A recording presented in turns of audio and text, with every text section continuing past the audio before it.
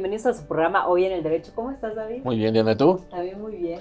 Hola, Carlos, bienvenido. Muchísimas Nuestro gracias. invitado, vamos a hablar Así de lavado de dinero. Corrijo. Prevención de lavado de dinero, ¿sí, no? es correcto. Todos van a tomar nota, ¿verdad? Quiero presentarles a nuestros amigos a el maestro Carlos Pérez, socio director de CID Consultores y coordinador de la Subcomisión de Prevención del Lavado de Dinero del YAO, del Grupo de Investigación, Análisis y Opinión de la Cámara de Diputados Federal, además de otros tantos títulos nobiliarios y rimbombantes que ahí que amistad, tienen. ¿no? Y qué padre Así platicar con amigos, porque además estos temas que pueden ser tan complicados, con Carlos, que es un máster para comunicar, para transmitir, yo lo he escuchado en muchas ocasiones, hemos compartido foro, y pues todos estamos interesados en esta reforma en relación prevención lavado de dinero. Muchísimas gracias, primero David y Ana, muchísimas gracias por la invitación. Pues sí, con esta iniciativa que nomás no acaba de llegar, ¿verdad? Con esta larga reforma que requiere esta Ley Federal de Prevención e Identificación de Operaciones con Recursos de Procedencia Ilícita, que la vemos, que ha tenido sendas versiones y que creo que estamos lo más cerca de llevar a cabo ya por fin o tener esta modificación dentro del marco de la ley que de verdad tanto hace falta en la materia de prevención del lavado de dinero. Una pregunta, Carlos. ¿Nos podrías explicar, para los amigos que no son doctos en la materia, y la dinámica del programa siempre ha sido el que cualquier persona que ve el programa, ¿no? Digo, es un programa de la barra obviamente, pero está enfocada a no abogados también, puedan entender qué se define como lavado de activos, lavado de dinero? Claro que sí, David, esta pregunta es muy importante, ¿no? Lograr definir y transmitir qué es el lavado de dinero. El lavado de dinero, definido coloquialmente, pudiéramos referir que es la introducción o el manejo de recursos que tienen un origen principalmente de carácter ilegal, ¿no? A través de la comisión de un delito, y estos sujetos buscarán de alguna forma que se mezclen, que se introduzcan al marcos de la economía, es decir, en la función normal, en la actividad económica del país, que se puedan ir mezclando, que les puedan ir ayudando a transmitir pues, estos recursos que se mezclen y que les permitan a estas personas que lleven a cabo estas conductas, pues ostentar un título de carácter legal que les permita acreditar que esos recursos son de debida procedencia, ¿no? Eso es, la licitud, buscan la licitud, meterlos ahí en el sistema financiero para... Y es así tal cual, lavar dinero, ¿no? Es como comúnmente lo conocemos. Recordemos que eso viene, según la leyenda, y saben algunos que les constó, ¿no? De Al Capone, precisamente en Estados Unidos, la época de Chicago, los años 20, porque uno de los negocios fachada que se tenía, pues era una lavandería, literalmente. Correcto. O sea, efectivamente. Ahora, hay 3 etapas, ¿no? Según cuentan los teóricos en materia de prevención del lavado de dinero, y que es importante señalar a los amigos que nos ven que podemos estar en un supuesto, y aquí voy a entrar aparte de lo que se ha mencionado en la reforma, de un lavado imprudencial, un delito imprudencial, por haber participado en alguna de esas 3 etapas, que sería la obtención del dinero, la bancarización o ingreso al sistema financiero, y luego pues la colocación o dispersión, ¿no? Y hasta donde yo entiendo, en esta 3ª etapa, muchas personas podrían estar participando de conductas delictivas de lavado de dinero sin saber, voy a dejarlo entre comillas, porque ahí esa es una discusión que se tiene, en materia de que si este delito de lavado de dinero puede ser realizado de forma no intencional. ¿Qué opinas tú? Primero, creo que hablar de esas 3 etapas es algo que está bien, ¿no? Como tú dices, a nivel de los libros, a nivel de la forma, se ha querido estandarizar y es solamente esa parte. Creo que hay muchos marcos de etapas, ¿no? Una que a mí me gusta mucho analizar es el marco periférico, ¿no? La periferia que dice es una verdadera marco de lavado de dinero. Es decir, el Estado, los flujos de efectivos deben de tener un marco que traspasa las fronteras. La etapa de periferia es una etapa que el Estado no reconoce o no quiere llevar a cabo la función de hacer cargo respecto de que esos flujos no traspasen. En una segunda parte, sí, como bien lo dices, enuncia esta iniciativa que ya existe el delito de lavado de dinero, pues dicen que por omisión, por comisión, y yo creo que hasta sin darse cuenta, perdón que lo diga poco técnicamente, porque dice claramente que será responsable de la comisión del delito de lavado de dinero, aunque no haya participado de las conductas. Ay, yo no sabía. Sí, yo ni siquiera sabía, o sea, dice, si no sabías y no participaste en el delito, de todas formas serás penado respecto de la responsabilidad. Entonces, ya, como lo tenemos en el 113, por ejemplo, del Código Fiscal de la Federación, ¿no? 113 bis, ya ni siquiera por un hecho de carácter comisivo, sino hasta porque ni siquiera tenías pleno conocimiento Y creo que es una forma, una llamarada de petate, perdón que lo diga de esta forma, ¿no? Creo que la política criminal del Estado no acaba de encontrar cómo atraer a que los sujetos cada vez se presten menos a estas comisiones de conductas delictivas, y recordar que este enfoque en la materia de política criminal dentro del elemento preventivo y la política que el Estado tiene en una erradicación racional de las conductas criminales, le dice, pues entonces mejor sancionamos y que todo sea penal, todo sea delito, ¿no? El día de hoy es algo que tiene una correlación. Yo creo que los delitos, por lo menos el lavado de dinero, no podemos omitir la conducta del dolo dentro de la comisión de la misma, sino pues entonces ya no tienes nada que realmente proteja también en el Estado de Derecho la seguridad jurídica por parte de los gobernados. Creo que yo no lo vería, pero sin embargo lo enuncia, ¿no? Creo que como una forma de presión más que de otra índole. Muy interesante. Creo que hay muchos temas adicionales que tratar en este tema de prevención del lavado de dinero. ¿Por qué no lo seguimos platicando en el siguiente bloque? Y yo ya tengo mi pregunta. También es tu pregunta. Claro. Vamos a un corte y regresamos. La Barra Mexicana del Colegio de Abogados se suma al movimiento Un Día Sin Nosotras, convocado para este 9 de marzo de 2020 en la situación de violencia que enfrentan las mujeres en nuestro país. Enfrentar los retos del deterioro del Estado de Derecho en estos tiempos no es tarea sencilla. Estamos trabajando intensamente en las diversas actividades que nos corresponden.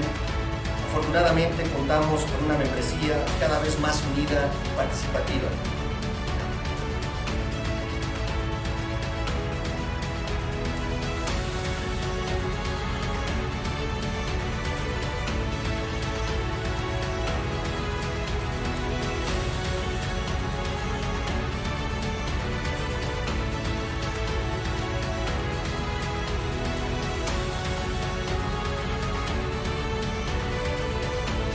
Esperamos que esta acción contribuya a la reflexión para provocar un cambio que erradique la violencia hacia las mujeres. Cierro la cita.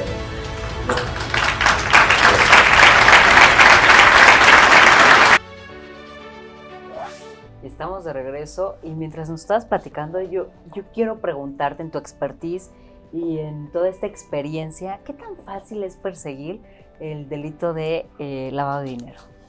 Yo creo que es muy complejo y te voy a explicar, bueno, mi perspectiva de lo que he podido vivir en mi práctica es que hay una gran confusión en el marco de la autonomía de la comisión del delito de lavado de dinero. Creo que se aperturan las carpetas de investigación sin tener el indicio, el marco indiciario en esta probanza, ¿no? Lo aperturan como, claro que se puede perseguir y se da y no se puede y se tiene que seguir. Un caso de estos mediáticos que vivió esa parte fue el caso de la maestra Esther, ¿no? De esos casos en los cuales no hubo un marco de un delito predicado, un marco de un delito indiciario, y esta figura pues acabó con ese marcaje. Dos, creo que aquí un barrista, ¿no? El maestro Bruce Michel lo ha manifestado mucho, la gran problemática es la falta de capacitación de los jueces respecto de la atracción de los temas de lavado de dinero y principalmente los temas fiscales, ¿no? En los temas fiscales yo no soy muy partidario de la propia función de que se puedan derivar, para mí son dos figuras que son... Delito predicado, ¿no? Ese delito predicado para mí habla y nace respecto de una conducta que es de carácter lícito y se lleva a la ilegalidad, ¿no? Y el lavado de dinero, como puede ser narcotráfico,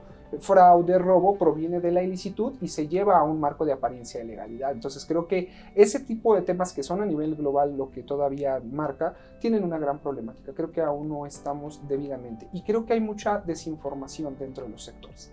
Creo que los sectores, los colegios, las barras tienen los colegios, pero los otros sectores creo que no tienen un debido marco de qué es en realidad el delito de lavado de dinero, y creo que en ocasiones, por ejemplo, trayendo un marco de la Comisión Nacional Bancaria y de Valores, el propio enfoque basado en riesgo que se requiere no habla nunca de la verificación por parte de los sujetos obligados de un debido enfoque basado en riesgo respecto de determinar cuáles son las conductas que se asocian a los elementos objetivos de la comisión de la conducta delictiva. Entonces, cuando haces un enfoque basado en riesgo sin saber si tu enajenación, tu transmisión, en qué momento cae dentro de la conducta delictiva, pues sigues teniendo una gran problemática. Creo que sí es un elemento que le aporta al Estado para otros fines, pero como tal, lavado de dinero, por lo menos hasta 2019 solicité al INAI y solamente había 44 personas sentenciadas en marcos de lavado de dinero.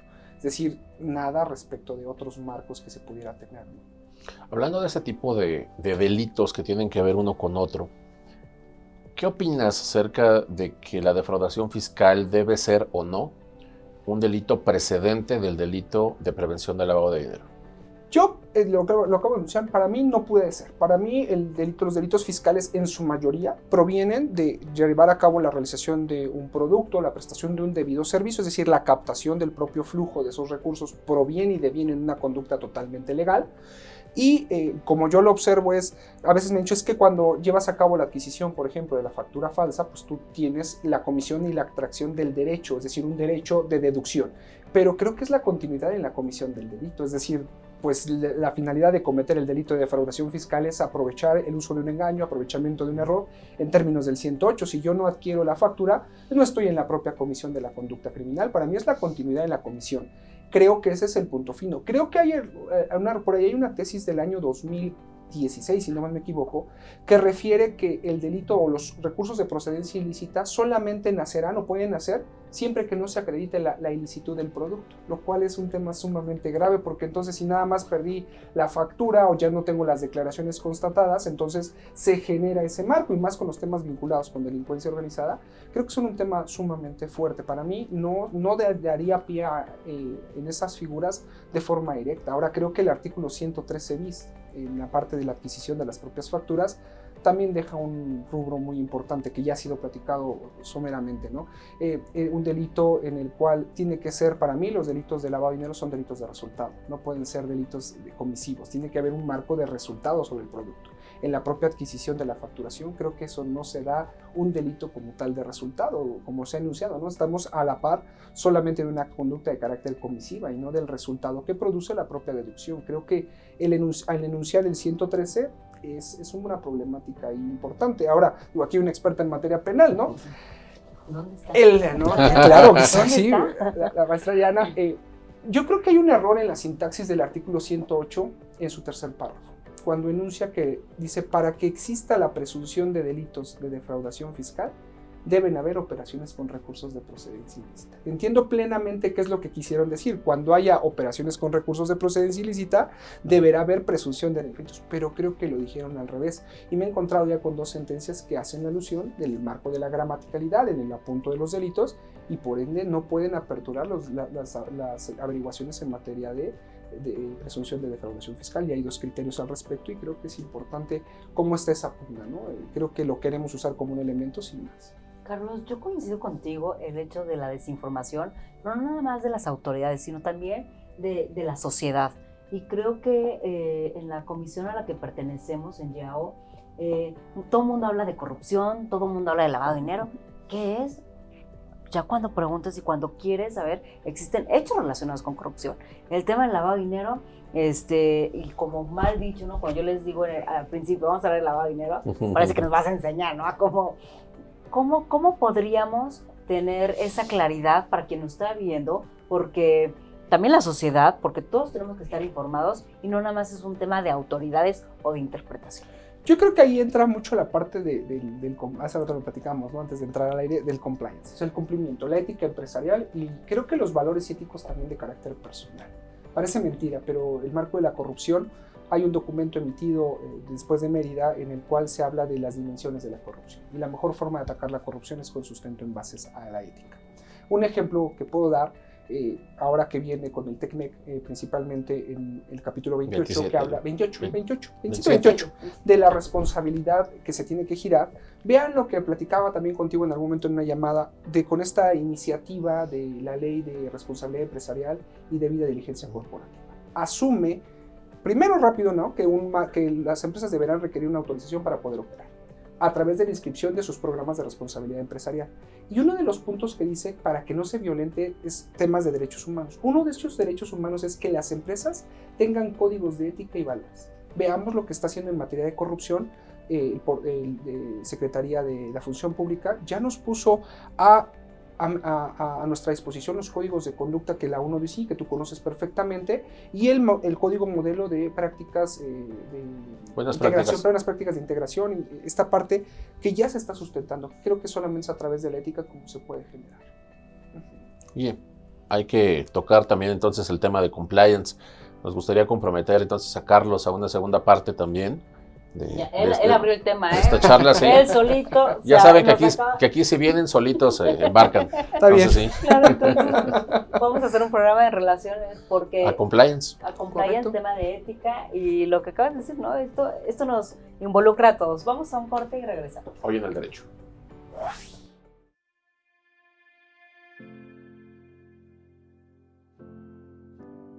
Este es un mensaje de la Barra Mexicana Colegio de Abogados para todas las personas de nuestro querido México, esperando compartir un sentimiento de aliento y esperanza ante los embates del coronavirus. Este mensaje se presenta por conducto de 5 miembros del Consejo Directivo, 5 coordinadores de comisiones y 5 presidentes de capítulos con paridad de género. La emergencia sanitaria nos afecta ahora más que nunca y es por ello que te invitamos a fortalecer la unión, la tolerancia con tus seres queridos y con la sociedad en general. Erradiquemos la violencia en el hogar y procuremos una sana convivencia en casa, así como en las relaciones de trabajo. Hacemos votos para que la solidaridad y el altruismo surjan en los corazones de todos aquellos que tienen el privilegio de poder ayudar. Médicos, enfermeras y demás personal de salud cumplen con su deber de cuidarnos a pesar de los riesgos que ello implica. Correspondamos, por favor, a ese cuidado con respeto y agradecimiento que se merecen. Si bien la pandemia está agravando la situación económica del país, te invitamos a hacer un esfuerzo de civilidad, honestidad y sobre todo de buena fe para que podamos llevar a buen puerto los acuerdos que afectan nuestra capacidad de cumplimiento y que impactan la economía familiar. En la medida de lo posible, mantengamos las fuentes de trabajo y la mayor cantidad de trabajadores que requieren las familias. Como dice Jalil Gibran, por muy larga que sea la tormenta, el sol siempre vuelve a brillar. Mantengamos viva la esperanza y cumplamos con las medidas sanitarias para evitar contagios. Debemos dejar de lado nuestras diferencias y unirnos en torno a un mismo objetivo común: superar esta emergencia sanitaria. No permitamos que los discursos y las expresiones de odio o discriminación nos dividan. Ahora más que nunca, la solidaridad, la empatía y la honestidad nos deben fortalecer. México es un gran país, con un pueblo extraordinario que no se vence con las adversidades. El COVID-19 no nos vencerá, al contrario, nos fortalecerá si lo enfrentamos con humanismo. El pesimista se queja del viento. El optimista espera que cambie, pero el realista acomoda las velas.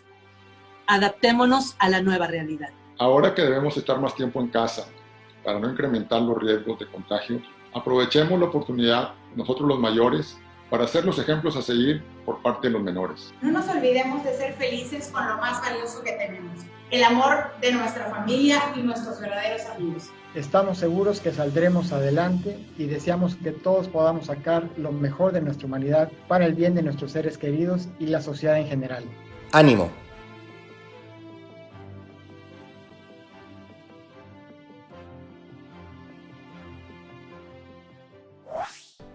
Estamos de regreso en esta última parte de Hoy en el Derecho y nos estamos platicando del tema de prevención del lavado de dinero, las reformas, como bien dices, esta reforma tan anunciada que todavía no se logra. Correcto, esta reforma que todavía no se logra y creo que es importante resaltar por qué es tan esperada, ¿no? Después de la evaluación mutua publicada el 3 de enero de 2018, en la cual Gafi hace ciertas recomendaciones al Estado mexicano, ya por fin se atraen ciertos elementos que creo que a los sujetos obligados, es decir, al que arrienda, al casino, al que presta, al notario, no le van a agradar como tal. Sin embargo, pues teníamos 12 años de atraso en esta función. ¿Cuáles van a devenir? Creo que, aunque pudiéramos hablar de las actividades vulnerables que se están enunciando, creo que hay que hacer más caso a las obligaciones. Una, tener un sistema de carácter informático, es decir, un sistema automatizado que permita detectar pues, si hay alguna alerta, algún tipo de sujeto que requiere una autorización. Dos, el tema de la creación de un marco de auditoría, determinar si una persona es de alto o bajo riesgo, nada más lo menciona en estos dos enfoques, tendrá que haber un marco de auditoría, que por ahí viene la pugna mucho de la certificación que la Unidad de Inteligencia Financiera, el Servicio de Administración Tributaria trabajan, y bueno, pues ahí tendría que determinar. Yo creo que en México es muy poco probable que puedas tener un sujeto de bajo riesgo, esa es la realidad por el riesgo país que tenemos, pero sin embargo habrá que esperar. Y creo que un punto a considerar dentro de este marco, sí se suman otras series de obligaciones, es el tema del beneficiario controlador. No solamente en tema de prevención de lavado de dinero, sino a nivel a nivel global dentro de la legislación mexicana. El beneficiario controlador es una figura que cada vez se busca más. Por ejemplo, en lo que acabamos de ver al pasado 30 de junio, con el registro de todos los socios y accionistas por parte del SAT, pues está buscando al beneficiario controlador. Una que tenemos, pero que nadie hace caso, ¿no? La publicación en la Ley General de Sociedades Mercantiles, en la cual desde el pasado 16 de diciembre de 2018 todos tenían que haber manifestado su integración de beneficiario controlador, que al día de hoy creo que ni economía se había enterado que iban a hacer esa función, porque cuando intentas hacerla alta, pues la realidad es que dice, ¿qué crees? Tu folio mercantil no está activado, necesitas hacer un proceso de activación. Yo me declaro controladora, ¿eh? No la beneficiaria controladora. Y fíjate que ahí, pues justo esta de Secretaría de Economía tiene una verificación, se crea un capítulo 4 bis, si no me equivoco, se crea un artículo 33 bis donde obliga ahora sí a todas las sociedades mercantiles, a todas sociedades, principalmente SASDRL, a manifestar quién es su beneficiario controlador, so pena de cerca de 5 millones de pesos de que pueda haber una multa por no haberlo manifestado, lo cual es sumamente interesante, lo cual el proceso es muy sencillo. Y un tema adicional hace rato... y muy jugosa la multa. Sí, sí, es muy interesante y muy sencilla realmente de salir del problema, ¿no? El tema de las donatarias. Yo creo que en la ley de lavado de dinero no hemos acabado de entender que se tiene que enunciar el título tercero de la ley del impuesto sobre la renta. Muchas personas creen que una donataria es sujeta del marco normativo y en ningún lado se menciona. Pero sin embargo se apertura un capítulo por tema de financiamiento al terrorismo, es decir, se obliga a todas las asociaciones, sociedades sin fines de lucro a tener protocolos en materia de financiamiento al terrorismo, buscando todos los registros de Secretaría de Servicio de Administración Tributaria, y creo que es un gran error porque siguen sin enunciar el título tercero o la autorización en materia de donatarias autorizadas, no entra dentro de la definición que se está estipulando. Creo que eso, y adicionalmente con lo que comenzamos, los delitos, uno de cuando presta, digo, de que por un delito omisivo, ¿no? En la cual puedes caer en la conducta, y un delito que creo que tiene muchos tintes de carácter fiscal en la ley.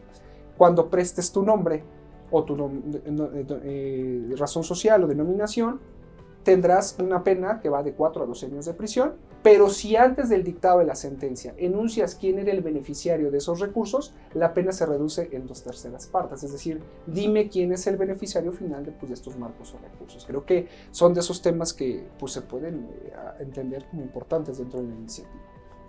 Una pregunta con referencia también a algunas figuras que el gobierno federal y gobiernos locales están estudiando, el gobierno federal lo ha implementado. Esta famosa figura de, ¿qué le llamo? Los comunicantes. En algunos lugares les dicen más feos. Sapo. El sapo, le dicen en Sudamérica. Estos informantes, que también se ha tomado ya por el gobierno federal, una figura que existe en el derecho anglosajón, el derecho americano desde hace tiempo. ¿Cómo ves tú la incorporación de este tipo de figuras en el marco jurídico mexicano? Yo creo que es correcto, pero no lo observo a la luz de un marco de una ley de prevención. Creo que debe ser a través de una ley, la protección de testigos, ¿no? Los vinculados con delincuencia organizada. Creo que es ahí donde se tiene que hacer. Creo que el marco de prevención, otra vez reiterando la parte que platicábamos hace un rato. Alertadores, le dicen alertadores, también. Sí, de marcos de prevención o de política criminal.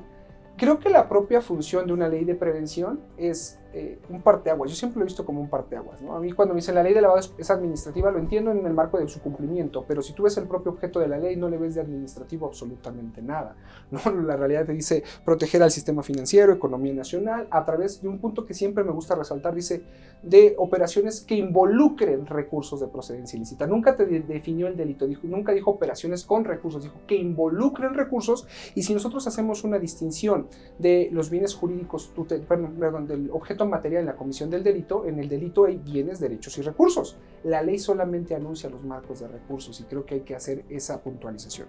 En ese marco habla también de la protección y la vinculación con la delincuencia organizada y la protección de los marcos restrictivos. Por eso creo que esta ley, el Estado, en este marco de erradicación, dice yo te doy, porque todos mis gobernados son debidos, tienen un debido comportamiento, y bajo ese entender, estos sujetos tienen que implicar o aplicar los marcos de prevención para que yo, Estado, pueda detectar que tienen un marco cooperativo respecto a la resolución. Esa es la función de un marco de prevención. Por eso creo que no se puede enunciar en la ley de prevención. técnicamente ya lo tienes a través de alertas de 24 horas, ¿no? Las alertas de 24 horas, las nuevas y las que ya existían, que ese es otro de los puntos de reforma, ya hay multa por no presentar estas alertas de 24 horas. Y creo que cuando dicen, oye, licenciado, ¿y si tengo que mandar la alerta? Es que la alerta es el inicio. Es lo que la autoridad ha determinado como elementos indiciarios previos a la comisión de una conducta criminal. Creo que ya estuviera, y dos, si tuvieras que desglosar la figura, tendría que ser en otro marco normativo. Entre alertas, entre reportes, entre todo, estamos ya alertados. De hecho, un tema que se ha mencionado por varias entidades, o sea, empresas, organizaciones, es que el cumplir con esta ley les va a representar un costo adicional que en ocasiones va a repercutir en los honorarios, los costos y la producción de sus servicios, ¿no?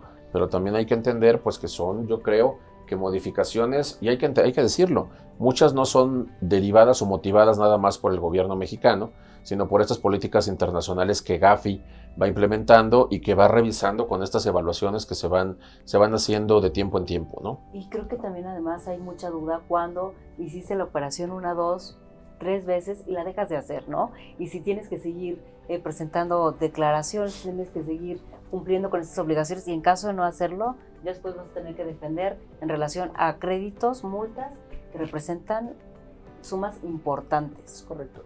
Fíjate que yo, el punto, con esto acabaría, que yo les recomiendo a todos es, la ley de lavado es, creo, de los mayores marcos jurídicos que tienes que aplicar un elemento interpretativo y no intelectivo, porque normalmente viene el contador y quiere entender la ley con sustento en un aprendizaje fiscal, cuando esto no tiene nada que ver, es un aprendizaje totalmente legal. Y se complementa con el compliance, como bien lo dijiste, sí, ¿no? Pero reitero, hablas de asociaciones o sociedades sin fines de lucro, mi elemento intelectivo me dice donatarias, y no llevas a cabo un marco de interpretación de la norma respecto de qué es lo que está buscando. Creo que ahí yo detono eso. Y dos, los marcos de supletoriedad. A veces no le hacemos mucho caso a la supletoriedad, pero la supletoriedad es un tema muy importante. ¿Lo comprometemos? Bueno, él solito se ¿Ya se comprometió?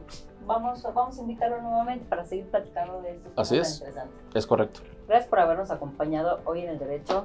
Muchas gracias, Carlos. Muchas gracias, Carlos. Gracias, Esto fue Hoy en El Derecho con Diana Romo y David Merino. Nos vemos en el siguiente episodio.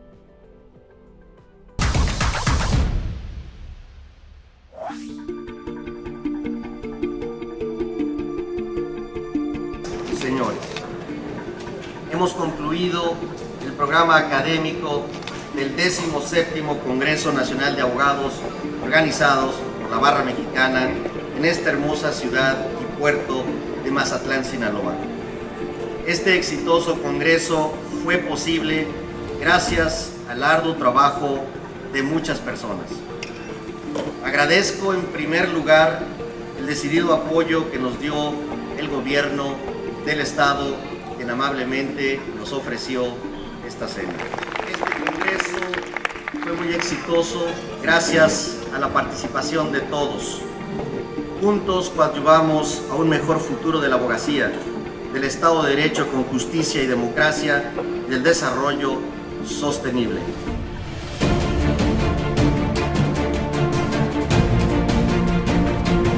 Aprende uno más afuera, Careto, con todas las vivencias.